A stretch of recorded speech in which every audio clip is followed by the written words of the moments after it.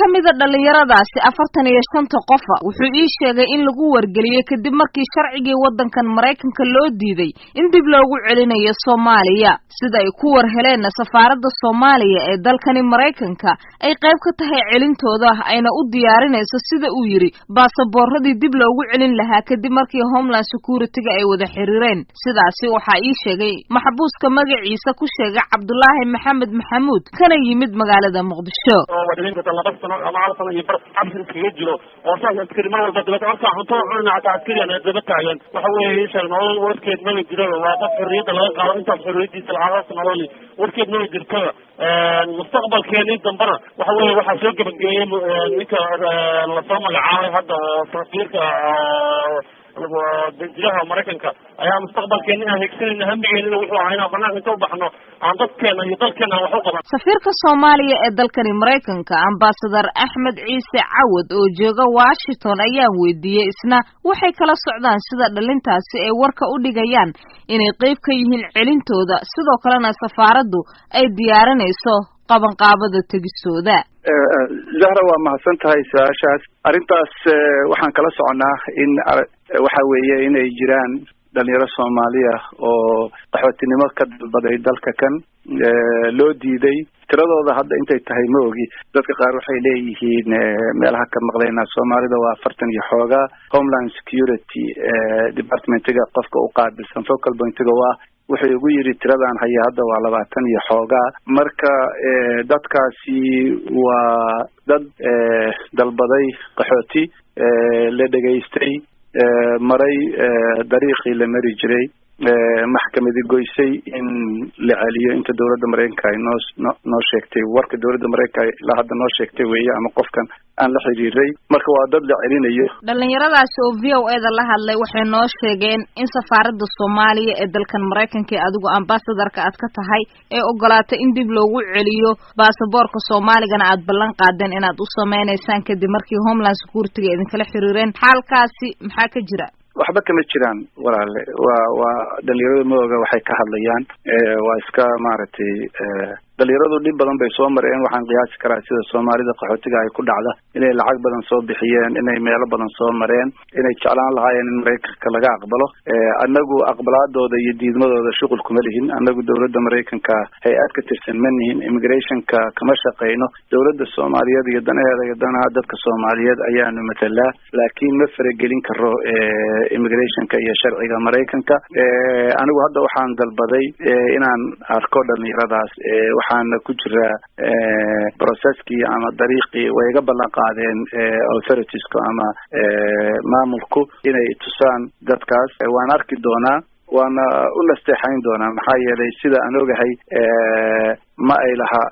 fursad ay ku joogaan wadankan Mareykanka sharciga ka jira waxa weeye marka la ogolaado qofka la diido oo waa la celinaya maxkamad markay goyso waa la celinaya Maxamed Ibrahim waxa uu ka mid yahay maxaabiistaasi sheegaysa in safaaradda Soomaaliya lagala tashanayo sidii loo celin lahaa ayna sameynayaan baasaboorrada isagoo duruuf adag oo haysata xilligaanba xabsiga dhexdiisa sheeganaya ayaa misna si gaara waxa uu ii sheegay in isaga oo laga qaaday dhawaantan xabsigii uu ku jiray lana damacsanaa in dib loogu celiyo Soomaaliya uu diiday dib u celintaasi wuxuuna ii sheegay in uu airport-ka ku arkay ambassador-ka Soomaaliya waxaana la qaaday suuqii la qaaday boolkii la geeyay safiirka meesha uu tagay soo joogo waa gartay safiirkii markaa uu tagay waa markaa mid ka mid walaalkiis waay safiirka mid ka mid walaalkiis marka walaalkiisu macsalaadeeray ula hadlayay marka waa u tagay waa ku wareegay safiirkee waay safiirka Soomaaliya ee meesha u fadhiyo Washington marka waa u tagay oo waa la sheegay marka immigration-ka ay sheego waxa la safiirka wakaas walaalkiisu marka ay macsalaadeeray marka waa uu tagay waxa ku wareegay warqadaha lagu celinayo maanta Soomaaliya waa dareemi kartaa xaaladeeda isla ma dhameystirna maxaad loogu soo saaray sabab ku haye wuxuu yiri dadka Mareykanka bixi badal iyo warqado ii kala wasiixaya wadkii waxa ditaaba malaha waa laabanaysa haye marka waa ku wari meel lagu laabto maanta ma garanaya ku wari wadama qarni laba qarni awalba bayaan arag baa la siitaya safaarahooda la uma soo saaray maanta laga Soomaaliya waa dareemi karnaa xaaladeeda oo ma dhameystirna lama noqoto waa jecel lahay oo maanta adeer ku laabala heli karno laakiin maanta xilliga la joogo oo ku dambeyn marka wuxuu igu jawaabay niyo laabo iska laabo dadkii aad marka oo ku yiri ma laabanayo marka waan diiday markii oo ku yiri ma baxayo ma bixisi ahaa okay hadana bara maxaa barka laabado farta ku qaado la soo baxay haddaba waxaan ambassador Axmed Ciise Cawad weydiiyay inuu sharaxo haddii uu la hadlay wiilkaasi amaba ay jiraan dalku gal Soomaaliga oo ay u diyaarinayaan dhalinyaradaasi si dib loogu celiyo baasaboor uma sameeyno immigration ka shaqadiisana shughul kuma lihin waxay isku khaldayaan anagu safaarad Soomaaliyeed ee hadda Mareykanka ka jirta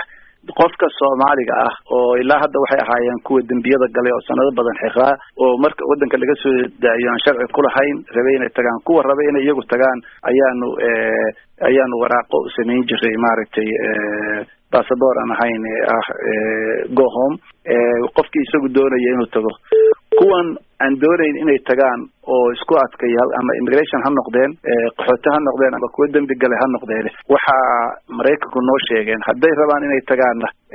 diyaarado commercial la saaraya diyaaradahan oo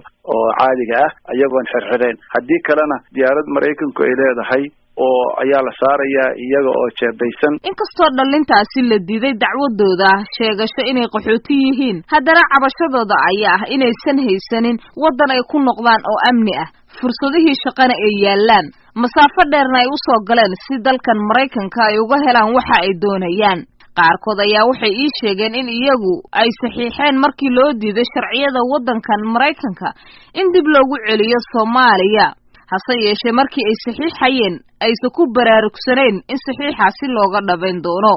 maraan weydiiyey maxbuus Cabdullaahi oo isna nala soo xiriiray ayaa waxa uu ku jawaabay inay jiraan warqado ay saxiixeen iyo waxa ku yaala kasakow dhalinyaradan waqtigan ku soo galay sharci la'aanta dalkani Mareykanka haatana la daalaadhacaya dhibaatooyinka ka haysta xabsiga ay muddada dheer ku jiraan iyo sidoo kale in la aqoonsan waayay kiisaskoodii magangeliya doonka ayaa waxa iyaguna jira dhalinyaro kale oo ka duwan kuwaasi oo aad u tiro badan oo Soomaali ah kuna jira xabsiyada dalkani Mareykanka gaar ahaan gobolada Soomaalidu ay ku badan tahay dhalinyaradaasi xabsiyada ku jira ee qaarkood inta ku dhashay amaba ku weynaaday sharciyadina dib loogala noqday waxa intooda badan sharcigoodii ay ku waayeen falal dambiyeedii ay galeen qaar kamida ayaa quus nolosha ka jooga waxa ayna door bidayaan inay dib wadankii ugu noqdaan